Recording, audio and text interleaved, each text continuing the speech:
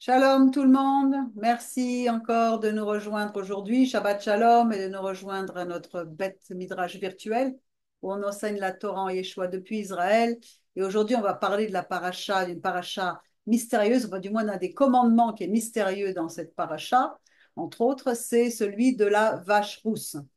La vache rousse, donc cette génisse rouge qui a plusieurs caractéristiques et qui va nous parler, nous emmener dans un monde spirituel jusqu'à la fin des temps.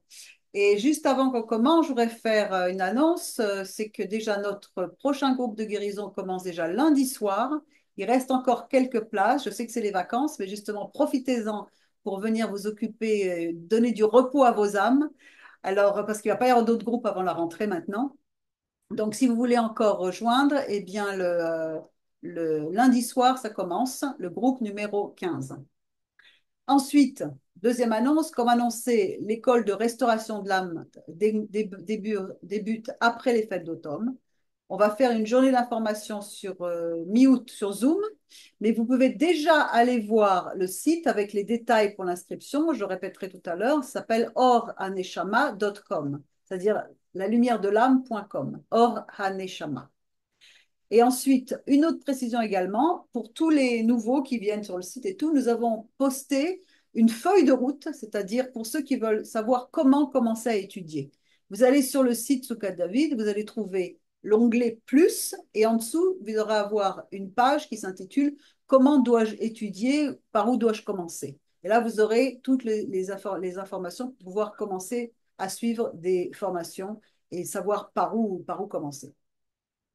Ok, alors maintenant, on va commencer avec la vache rousse. Alors, Nombre 19, 1 nous dit, et l'Éternel parla à Moshe et à Aaron, disant, c'est ici le statut de la loi, Chukat HaTorah.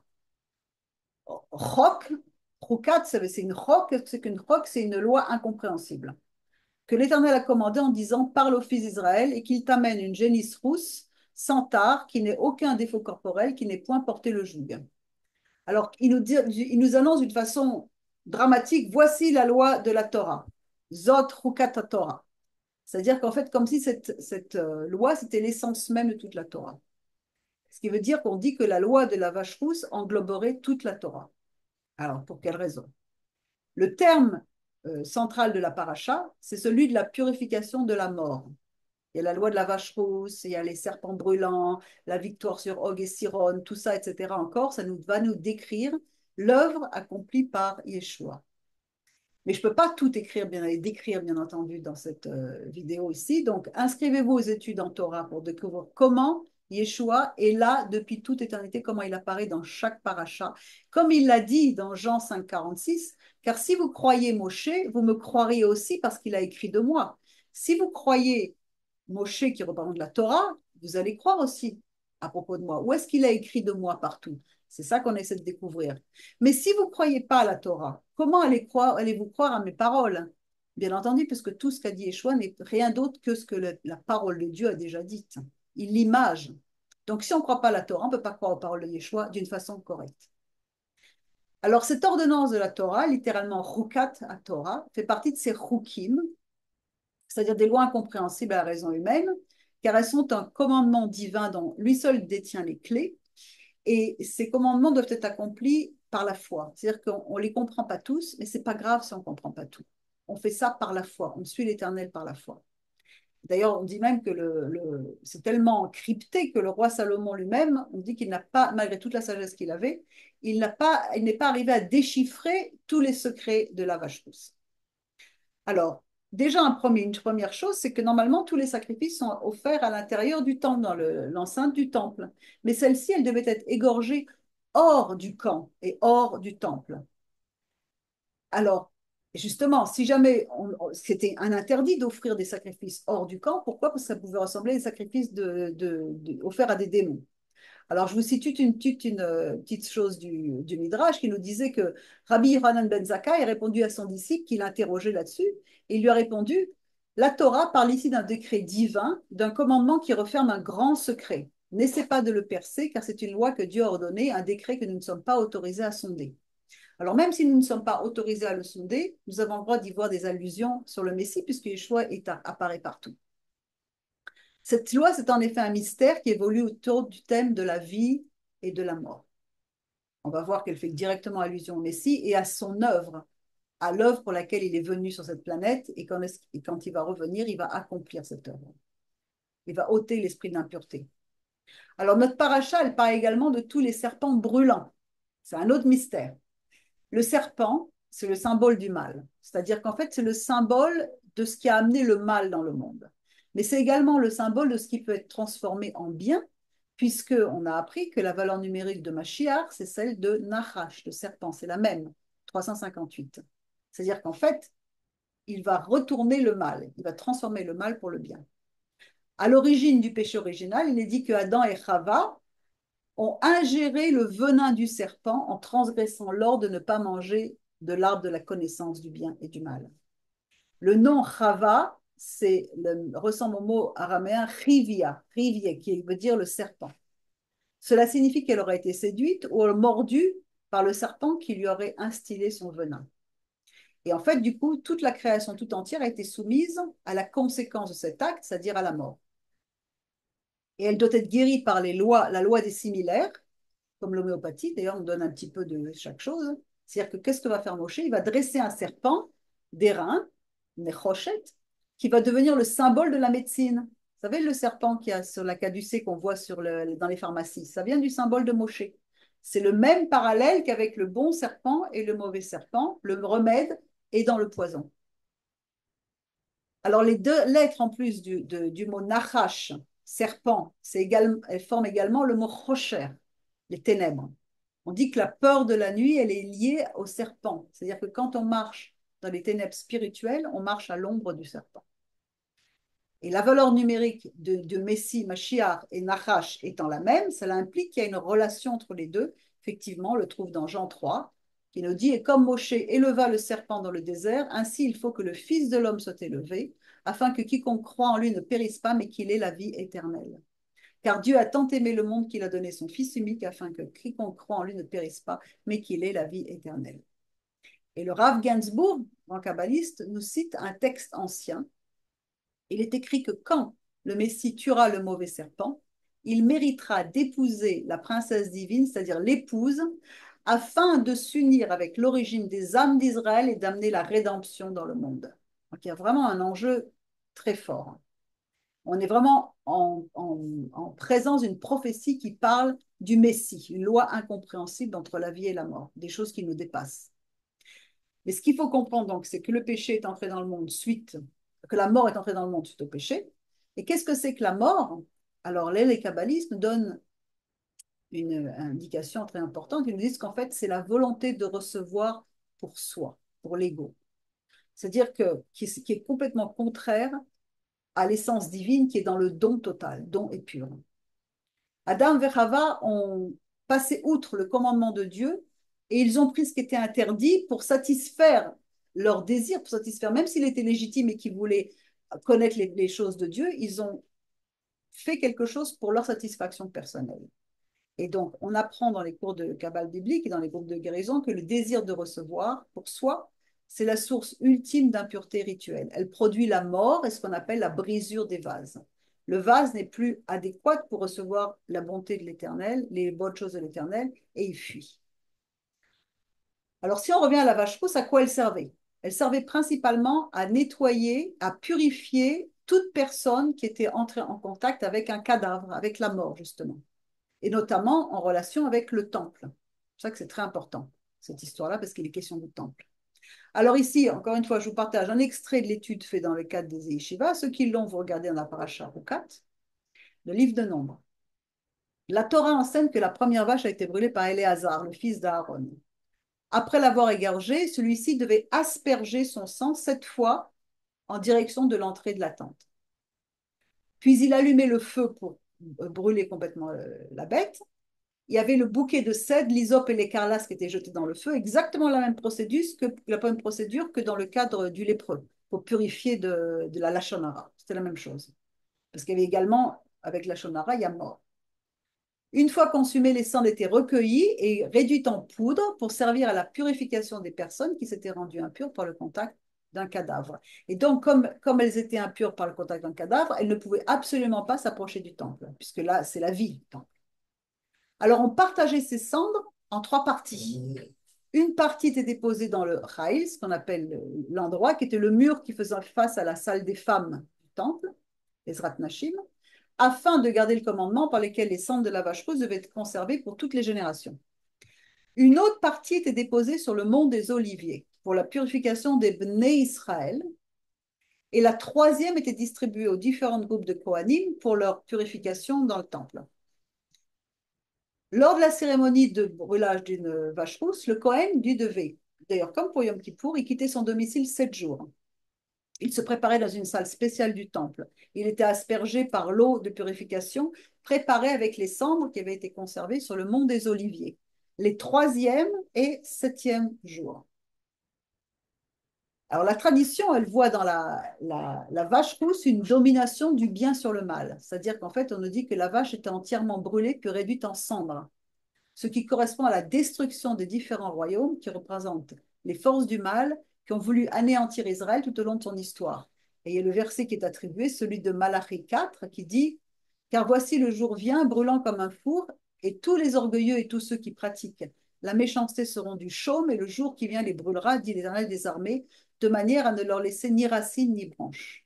Et vous, pour vous qui craignez mon nom, se lèvera le soleil de justice, et la guérison sera dans ses ailes. Vous sortirez et vous prospérerez comme des veaux à l'engrais, et vous foulerez les méchants, car ils seront de la cendre sous la plante de vos pieds. Au jour que je ferai, dirait l'Éternel des armées. Donc il y a destruction de tout ce qui a causé la peine à Israël. Ensuite, cette vache rousse, elle ne devait jamais avoir porté de joug. Elle devait être égorgée hors du camp. Une aspersion était nécessaire. La personne qui était rendue impure devait se purifier le 3e puis le 7e jour. Et on ne pouvait pas passer à l'étape, on ne pouvait pas passer l'étape du 3e jour. Il fallait être purifié le 3e jour pour arriver au 7e. Et il y avait un phénomène incompréhensible, c'est-à-dire qu'il y avait un échange qui se produisait. C'est-à-dire que quand on préparait les cendres de la vache rousse et l'aspersion, le Kohen était pur avant de procéder à la purification et il devenait impur en purifiant la personne qui, elle, devenait pure à son tour. Donc, il portait l'impureté.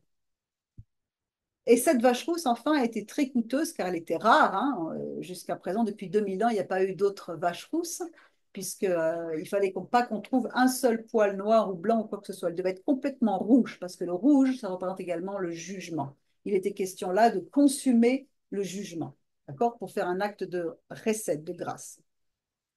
Et donc, elle était achetée à l'époque du Temple grâce au fonds qui provenait de la donation annuelle du Chetzi Shekel, du demi-shekel pour chaque Israélite. Alors, dans la pensée rabbinique, les génisses rousses, c'était comme une clé, elles sont d'ailleurs comme une clé pour l'époque messianique. C'est un signe de la venue du Messie.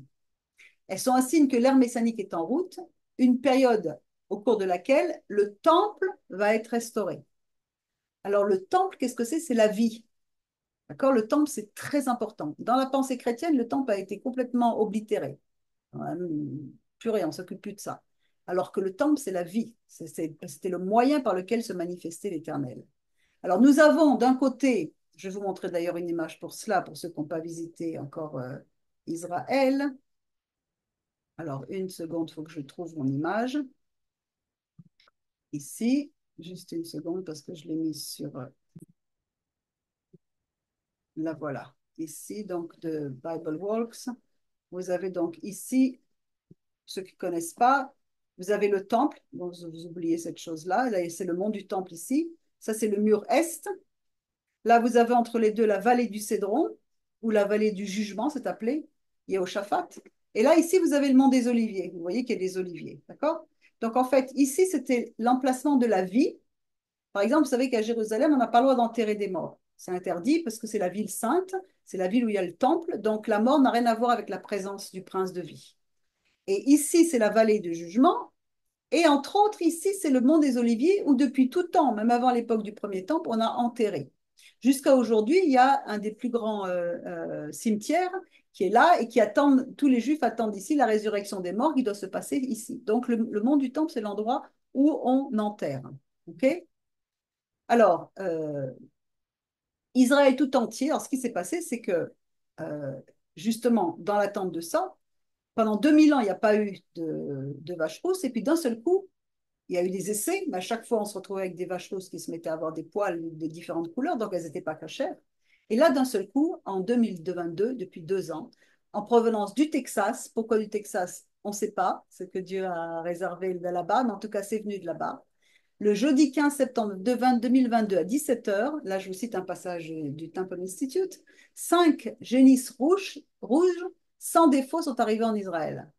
Elles avaient été repérées au Texas, elles ont été transportées par avion des États-Unis, et l'Institut du Temple, qui se consacre à la restauration du Temple, a publié un rapport et il écrit: une modeste cérémonie a été organisée sur le quai de déchargement du terminal de fret de l'aéroport de Ben Gurion, où les nouveaux arrivants ont été accueillis et où des discours ont été prononcés par les personnes incroyables qui ont mis leur cœur, leur âme et leurs moyens pour que ce jour historique et prophétique devienne une réalité.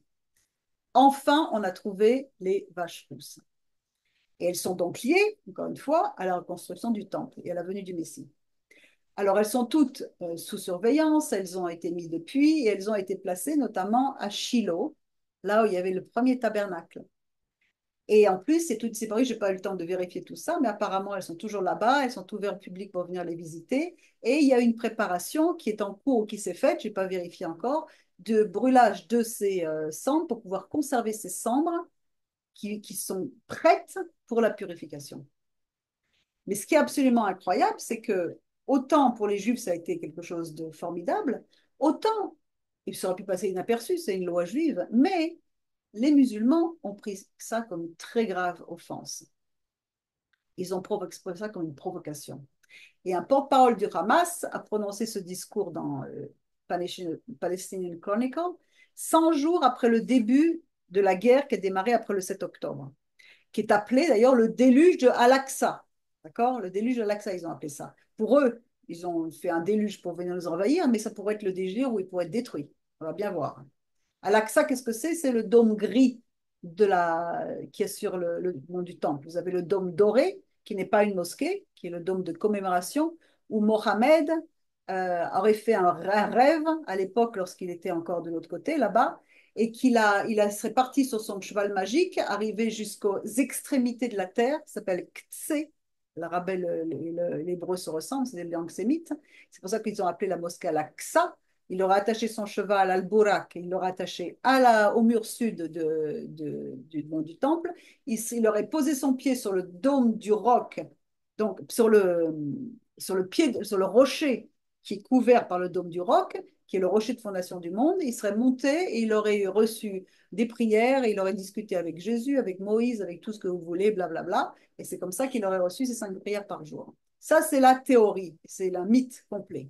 Mais toujours est-il qu'ils ont déclaré comme ceci et ils ont dit: nous regardons donc 100 jours en arrière pour nous souvenir donc du déluge de Al-Aqsa, pour nous souvenir des complices incapables parmi les puissances mondiales gouvernées par la loi de la jungle, en leur rappelant une agression qui a atteint son apogée contre Al-Quds et Al-Aqsa, donc Jérusalem Al-Aqsa, avec le début de sa division temporelle et spatiale réelle et l'apport de vaches rousses comme application d'un mythe religieux détestable conçu pour agresser les sentiments d'une nation entière au cœur de son identité arabe et le chemin de son prophète, le voyage nocturne que je viens de raconter, et l'ascension vers le ciel.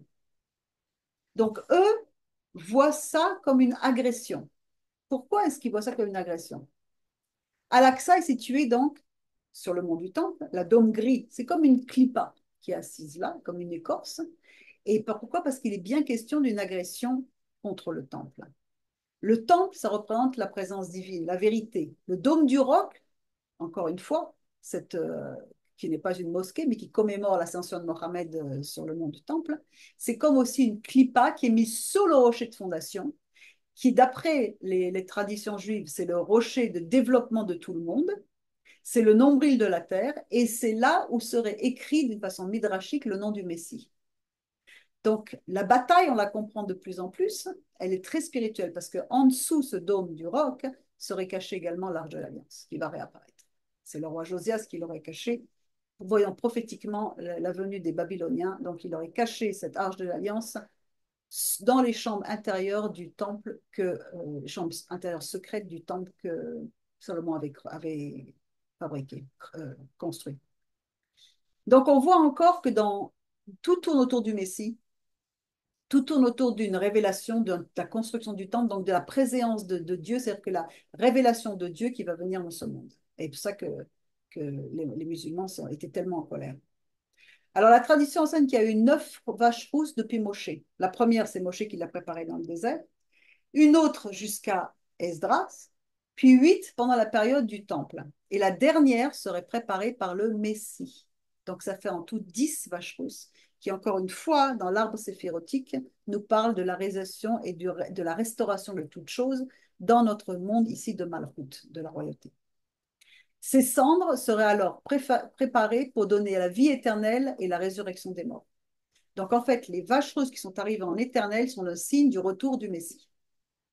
Et le Temple Institute, encore une fois, nous dit, l'Institut du Temple, la purification par la génisse rousse nous rappelle que l'homme a le potentiel de s'élever au-dessus de son existence physique transitoire, avec tous ses faux sentiments de désespoir et de misère, c'est-à-dire l'impureté de la mort.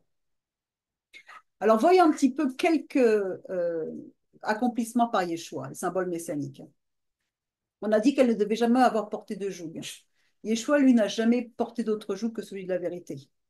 Tous ceux qui marchent à la lumière de son esprit sont appelés à ne porter que son joug, pas celui d'idolâtrie. Il nous dit dans 2 Corinthiens 6, ne vous mettez pas sous un joug mal assorti avec les incrédules. Quelle participation y a-t-il entre la justice et l'iniquité?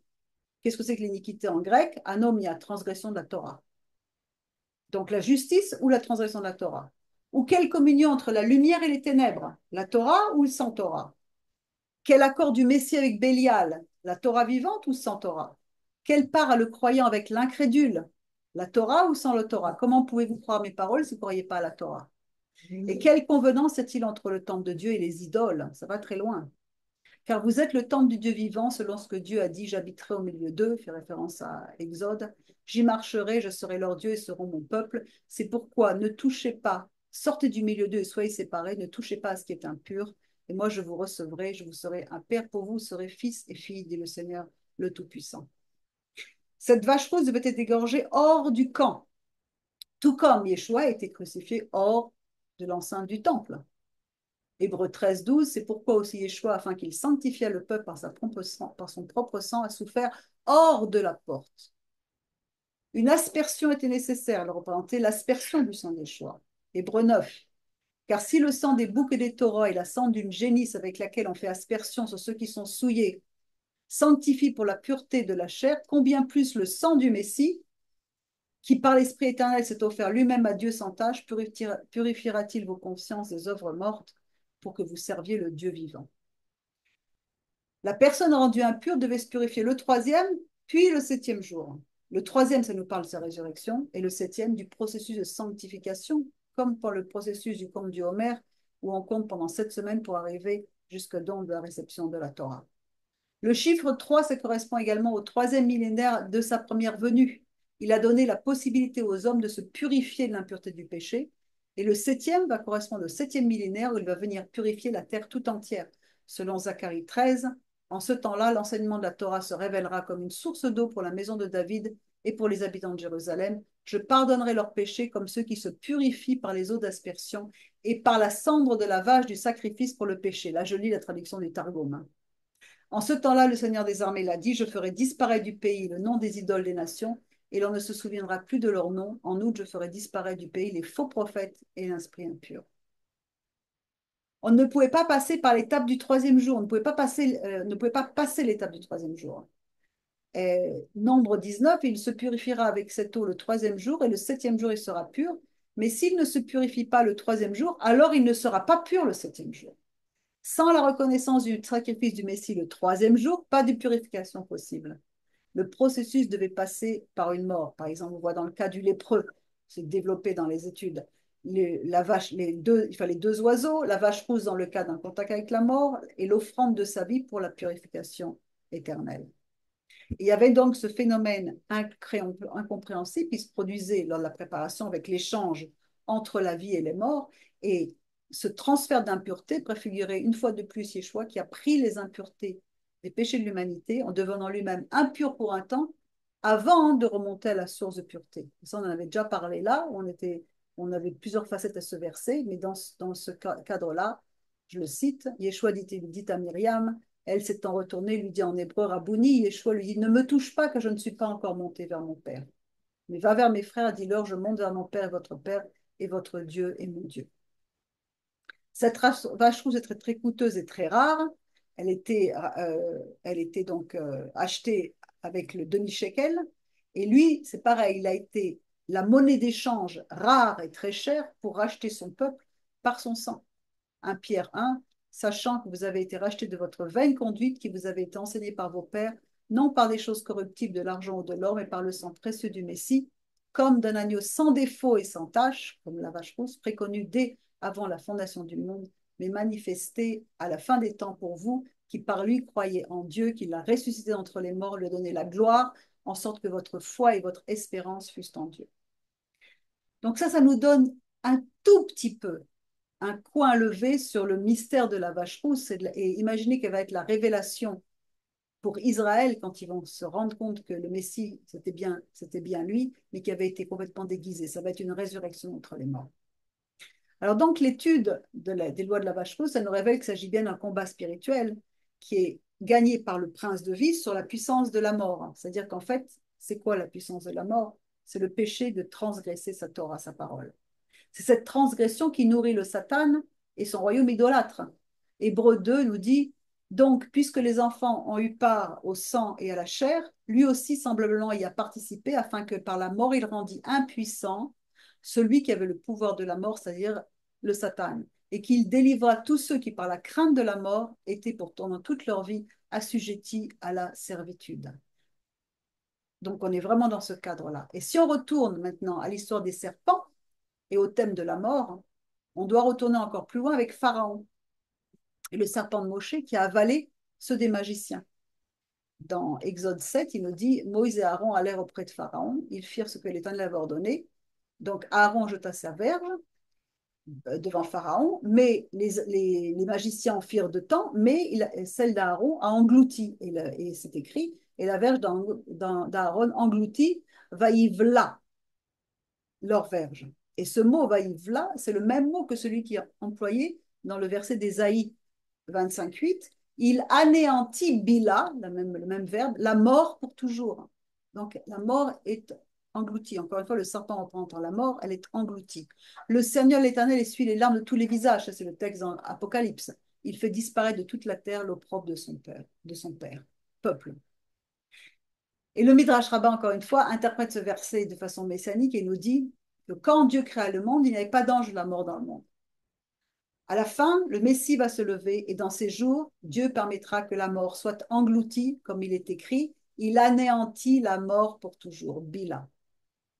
Et c'est ce qui va se passer parce que le stade ultime de la rédemption, de tous les différents stages de la rédemption, le dernier stage, ça va être la rédemption de nos corps physiques qui vont ressusciter incorruptibles, comme on lit dans 1 Corinthiens 15, car il faut que ce corps corruptible revête l'incorruptibilité et que ce corps mortel revête l'immortalité.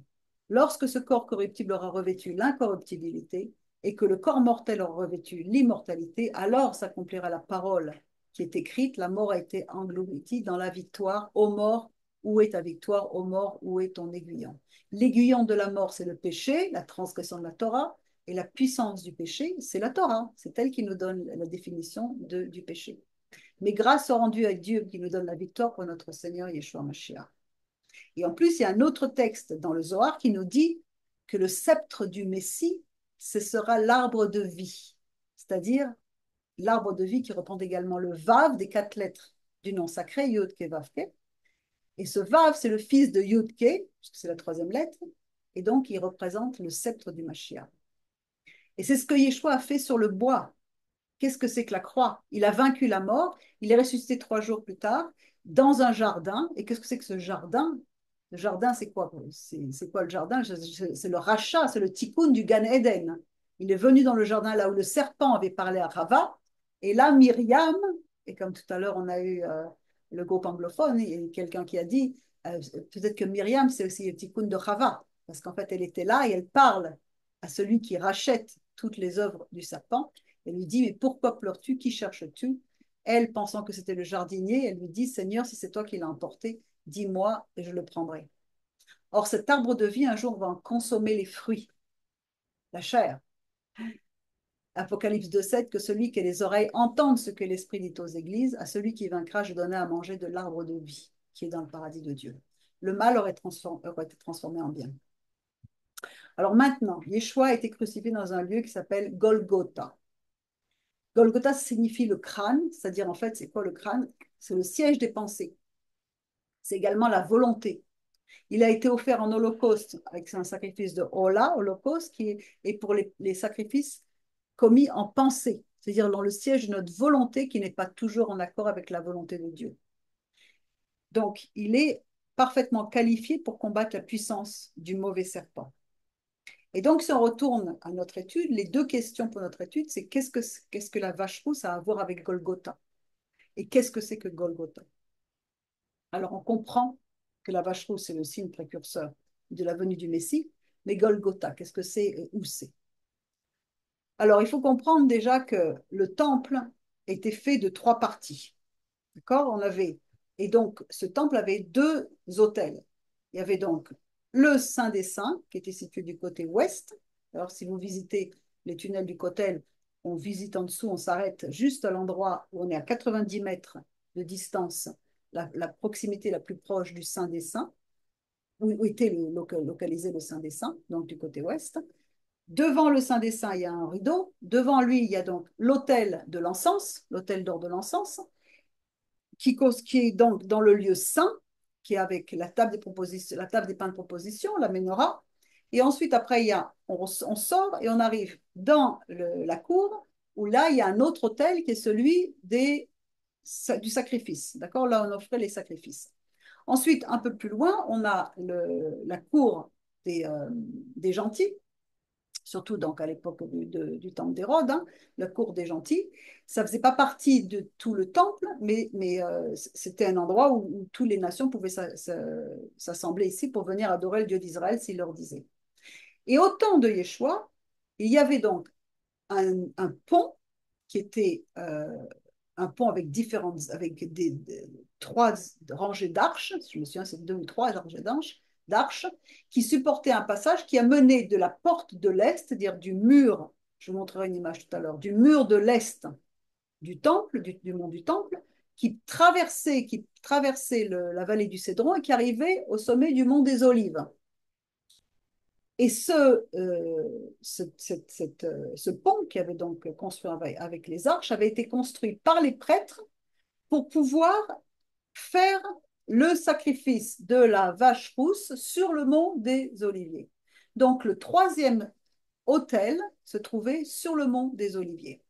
Et là, je vous partage la Mishnah dans Para qui nous dit, on fit une chaussée du mont du temple au mont des Oliviers, arche sur arche, une arche au-dessus de chaque paire, à cause de la tombe dans les profondeurs, parce qu'il y avait donc, c'est là aussi que sur le mont des Oliviers, il y avait des tombes, hein, sur laquelle le prêtre qui brûle la vache et tous ceux qui l'assistent se rendent au mont des Oliviers. Donc les prêtres passaient toujours sur ce pont qui rejoignait le mont du Temple à partir de la porte est, de la porte du mur est, jusqu'au mont des Oliviers. Et donc, ça nous emmenait à ce fameux troisième autel.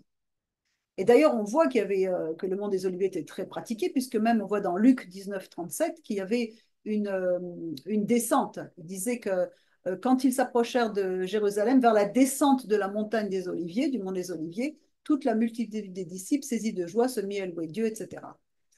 En ce moment, même jusqu'à présent, si on veut, on peut monter jusqu'au mont des Oliviers par une ascension, et les franciscains nous disent que là, c'est le chemin dont on parle ici. Mais en fait, on n'en est pas 100% sûr, mais toujours est-il que ça nous donne l'idée.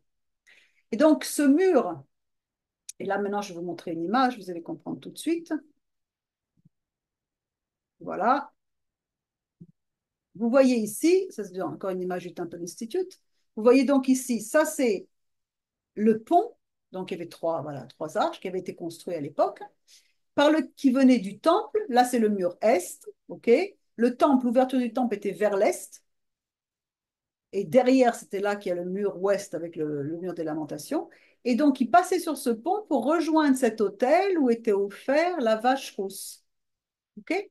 Donc, vous voyez ici, il avec l'hysope, la même chose, même processus que pour le cas du lépreux. Et là, ici, on a un gros plan de ça, ici. Et il fallait que le prêtre puisse voir ici, en aspergeant cette fois par le sang de la vache rousse, il pouvait voir à l'intérieur du temple. Alors, il nous est dit que, encore dans Midot, que tous les murs du temple étaient hauts, à l'exception du mur est, car le grand prêtre qui brûle la génisse rouge et se tient sur le sommet du mont des Oliviers doit pouvoir regarder directement l'entrée du sanctuaire lorsque le sang de la vache rousse est aspergé. Alors, il était donc nécessaire que le prêtre qui accomplissait le sacrifice se trouve à l'est du temple, de manière à pouvoir faire face directement à l'ouest pour asperger le sang 7 fois en direction du Saint des Saints. 7 fois, ça nous parle encore des 7 sphirotes de l'arbre de vie.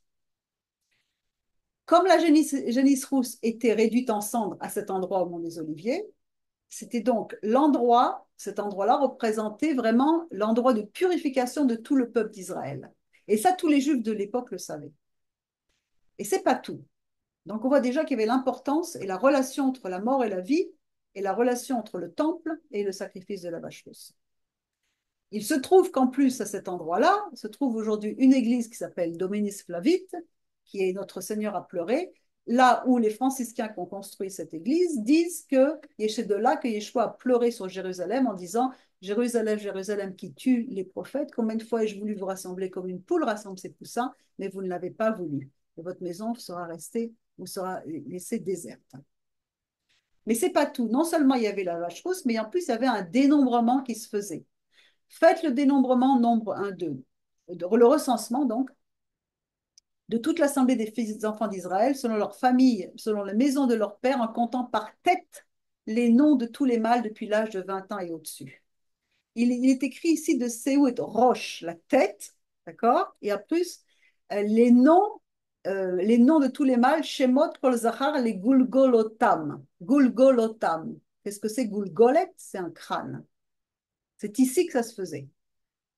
Et là, ensuite, dans la Mishnah nous dit dans Midot encore, il y avait 5 portes au mont du temple. Les 2 portes de Hulda, au mur sud, qui servaient à entrer et sortir pour arriver dans l'entrée du temple. La porte de Kipponus à l'ouest, qui servait à entrer et sortir. La porte de Tadi au nord, qui n'était pas utilisée du tout. La porte de l'est, sur laquelle était présenté le palais de Suse. Et par cette porte que le grand prêtre qui brûlait la génisse rouge, la génisse et tous ceux qui l'aidaient, on se rendait au mont des Oliviers. Et il se trouve que dans d'autres passages du Tanakh, donc dans Néhémie, cette porte est également appelée la porte du recensement, Shahar HaMifkad. D'ailleurs, je vous renvoie pour cette histoire de Golgotha à la vidéo que Shaol a fait sur YouTube, qui est libre, et vous verrez exactement avec des images, avec toutes les représentations, tout l'historique de cette histoire de porte de l'Est. Après lui, Malkia, d'entre les orfèvres, travailla jusqu'aux maisons des Nétiniens et des marchands vis-à-vis de la porte de Mifkad, c'était donc la porte Est, jusqu'à la chambre haute du coin. Ce qui fait qu'il nous explique en fait qu'entre la vache rousse, de compter les enfants d'Israël, la purification et de compter les enfants d'Israël par Goulgolet, ça se faisait sur le mont des Oliviers. Mifkad, c'est également le nom du 3e autel. Il était situé en dehors du camp, hors de la porte, exactement comme il nous a dit dans Hébreux 13. Nous avons un autel dont ceux qui font le service au tabernacle qui n'ont pas le pouvoir de manger. Les corps des animaux dont le sang est porté dans le sanctuaire par le souverain sacrificateur pour le péché sont brûlés hors du camp. C'est pour cela que Yeshua aussi, afin de sanctifier le peuple par son propre sang, a souffert hors de la porte Mifkad, sur le mont des Oliviers. Sortons donc pour aller à lui hors du camp en portant son opprobre. C'est pourquoi il était essentiel que Yeshua se crucifié près de l'endroit où les purifications pour Israël devaient avoir lieu, c'est-à-dire sur le mont des Oliviers. Et c'est la raison pour laquelle l'auteur du livre des Hébreux, dont on se sert ici, donc, nous parle de cet autel qui est situé à l'extérieur du temple, à l'extérieur de la porte. Donc, l'autel où on brûlait les sacrifices pour le péché et le lieu de crucifixion de Yeshua se trouvaient tous deux à proximité l'un de l'autre, ou exactement, on ne sait pas, sur le mont des Oliviers. Mais c'est pas tout. Maintenant, on rentre dans un domaine plus profond, c'est que le Golgotha, Gulgolet, donc le crâne, le siège des pensées, les désirs, l'ego, c'est et la croix, qui était le bois sur lequel tout a été accompli, ça nous fait partie de l'arbre de vie des 10 sphirotes. C'est les 10 dimensions spirituelles auxquelles nous devons accéder pour ressusciter tout ce qui est mort dans notre vie, tout ce qui a besoin de sanctification, de purification. On doit atteindre ce Golgotha pour tuer l'influence de l'ego, qui est la source ultime de l'impureté, on l'a dit au début. Le Golgotha, c'est le royaume des sphirotes, c'est-à-dire les dimensions supérieures, appelées le crâne, le siège de la pensée, et c'est la source spirituelle à partir duquel toutes les prières sont exaucées. C'est là qu'on peut racheter et retrouver la lumière initiale qui a été cachée et mise en réserve pour les justes, comme nous raconte le Midrash. Et ça concerne le monde entier. Parce que la vache rousse, c'est à propos de la mort, la Toum'a, la source d'impureté rituelle, notre ego, mais c'est également l'antidote au venin du serpent. C'est pour ça qu'on revient au serpent brûlant. Et il est dit, l'Éternel, en Nombre 21, envoyant parmi le peuple les serpents brûlants, il mordait le peuple, et ceux d'Israël, il mourut un grand peuple. Et l'Éternel dit à Moshe, fais-toi un serpent brûlant et mets-le sur une perche. En hébreu, c'est Nes. Il arrivera que quiconque sera mordu, il le regardera, vivra. Et Moshe fit un serpent d'airain, il le mit sur une perche, Nes, et il arriva que quand un serpent avait mordu un homme, il le regardait et il vivait. Il y a un échange, le mauvais serpent devient le bon serpent, encore une fois. Et ce mot de perche, Nes, ça signifie une bannière et ça signifie un miracle. Comme dans Psaume 64, tu as donné une bannière, Nes, à ceux qui te craignent pour la déployer à cause de la vérité. Alors aujourd'hui, les Juifs attendent la reconstruction du temple. Les chrétiens n'attendent plus du tout. C'est passé autre. Hein, on a décidé que ça allait devenir le temple du diable. Mais Ephraïm, lui aussi, attend pour la reconstruction du temple. Pourquoi? Parce qu'il va falloir, la reconstruction du temple, ça veut nous rassembler les 12 tribus tous ensemble. Ça veut nous rassembler les tribus de Juda et la tribu de Juda et toutes les autres tribus. Et donc, ce verset encore, avec ce qui est marqué, il y a le mot miracle, Nes, il apparaît encore à propos de rassemblement des 12 tribus, comme on voit dans Ésaïe 11, 12. Et il élèvera un étendard, cette fois-ci, Nes, une perche, un miracle, devant les nations, et il rassemblera les exilés d'Israël, c'est-à-dire les 10 tribus, et il réunira les dispersés de Juda, c'est-à-dire Juda, des 4 bouts de la terre. Ça veut dire quoi? Ça veut dire que tous ensemble, on va pouvoir alors revenir pour la construction du temple. Alors il y a deux écoles, on dit soit ça va être avec la construction du temple que les nations, que les 10 tribus vont être réunies, soit ça va être après la construction du temple, ou ils vont être réunis avant ou après. Ça, on ne sait pas clair dessus, parce que Dieu ne le permet pas.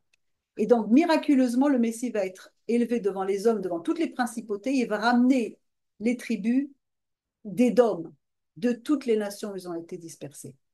C'est pour cela que Yeshua, qui est la tribu du salut, a choisi à Pessah pour signifier la délivrance du péché de la transgression de la Torah et pour venir mourir à notre place et par sa mort rassembler tous les enfants d'Israël dispersés dans le monde entier. Et on voit dans Michée 2,12. Je te rassemblerai tout entier au Jacob. Je rassemblerai les restes d'Israël. Je les réunirai comme les brebis d'une bergerie, comme le troupeau dans son pâturage. Il y aura un grand bruit d'hommes. Et dans Jean 10,16, j'ai encore d'autres brebis qui ne sont pas de cette bergerie. Celles-là, il faut que je les amène. Elles entendront ma voix et il y aura un seul troupeau, un seul berger. Alors, où a été crucifié Yeshua? Golgotha, bien entendu. Pas dans le Saint-Sépulcre, qui est byzantin, qui a été construit par la suite, dont d'ailleurs la porte de l'Est que l'on voit maintenant sur le mont, sur le mur Est, n'est pas la porte de l'Est du Mifkad, mais elle est décalée parce qu'elle a été alignée avec le Saint-Sépulcre. Elle n'est pas non plus le jardin de la tombe à la porte de Damas, qui est un endroit magnifique pour se recueillir et prier, mais qui a été conçu par les protestants parce qu'ils n'avaient pas d'endroit pour se réunir. Donc, au 19e siècle, le général Gordon a trouvé cet endroit avec un jardin, une tombe, mais qui date de l'époque du premier temple, donc ça ne peut pas être celle de Yeshua, car elle devait être neuve. Donc, c'est ni ceci, ni cela, c'est sur le mont des Oliviers, parce qu'on rassemble tout le message prophétique de la purification, du comptage par crâne de chaque Bné Israël. Et, et en plus, ça a été offert en dehors du camp. Et il a été offert principalement à l'endroit où l'ego a besoin d'être débarrassé du venin du serpent, c'est-à-dire notre profonde volonté pour qu'elle s'aligne avec celle de Dieu. Alors, en élevant notre Messie sur une bannière, sur un miracle, en fait, un miracle, c'est notre conscience que nous élevons. Et le mystère de la génisse rousse, elle prend un sens. En nous purifiant, on peut tous atteindre Golgotha, Golgoleth. Et pour aller encore plus loin dans les sphères supérieures, savez-vous où pour la première fois on voit apparaître le nom de Golgotha, en araméen Galgalta, pas dans le Saint-Sépulcre, ni au Jardin de la Tombe, mais tout simplement dans un des plus anciennes prières juives qui s'appelle le Tikkun al-Nefesh. Et je vous montre tout de suite, ici le voilà. Vous le voyez ici avec l'arbre de vie, et vous voyez ici qu'il y a marqué Skal, ça veut dire le crâne, Golgotha, Keter, Keter, Galgalta. C'est ici tout simplement que Golgotha, c'est ici que l'on va, c'est ici que l'on doit aller, c'est ici que Yeshua qui est ici intercède pour tous ceux du monde entier, pour toutes les tribus, pour vous et pour moi, afin de rassembler Israël et son épouse, afin qu'ils fassent un, comme lui, il fait un avec le Père. Alors voilà pour ce beau message de la vache rousse.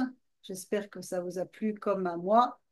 Et vous êtes bienvenus, partagez cette vidéo et on se retrouve bientôt pour le débat. Shalom et merci.